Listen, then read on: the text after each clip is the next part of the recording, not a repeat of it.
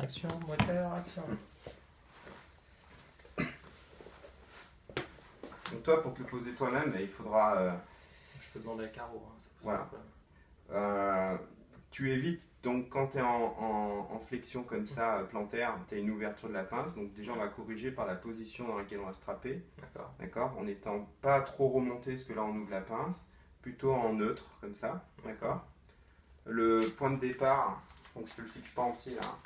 On va juste mettre au moins le départ, ça fera une accroche. Point de départ, c'est la malléole externe, là. Voilà, tu te poses ici. Dans le strapping, on fera toujours attention aux reliefs osseux qui peuvent être douloureux après dans ta compète notamment. Et il faudrait mettre un coup de ciseau pour soulager. Mais si on peut éviter, c'est mieux. Donc tu as surtout la styloïde ici du 5e méta. Ouais. Relief osseux ici, là, la styloïde de rognière.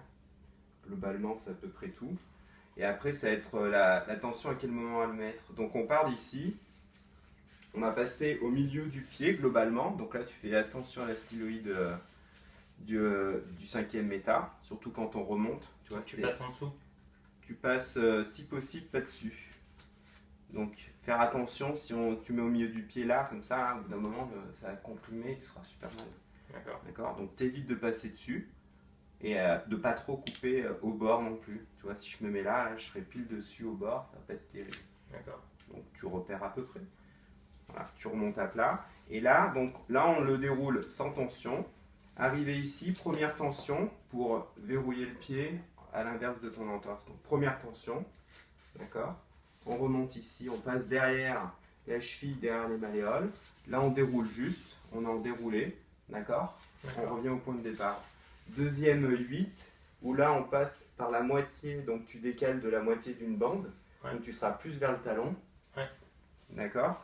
Et arrivé ici, deuxième tension, mais cette fois on va verrouiller l'arrière-pied, c'est là que c'est important aussi. Donc la première tension, je la mets tranquillement, là tu vas la verrouiller forte, ça va t'éviter d'avoir des torsions dans l'arrière-pied.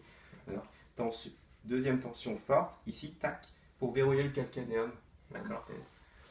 D'accord, donc là tu arrives, tu reviens ici, d'accord.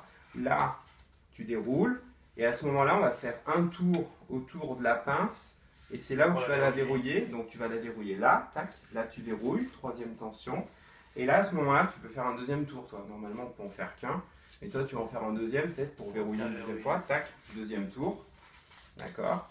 Donc tu reviens à ton point de départ. Ici, on va redescendre, et on va faire l'inverse pour le calcanéum arrière. Donc là, tension, pas sur ton tendon, hein. D'accord. La tension, elle met pas là, là on déroule. Là, on met la tension, d'accord.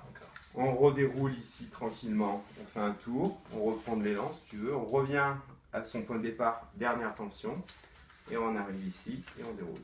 Et là, tu as fait ta bande. Tu déroules juste à la fin, et tu colles. Et là, tu as fait tout ton pied.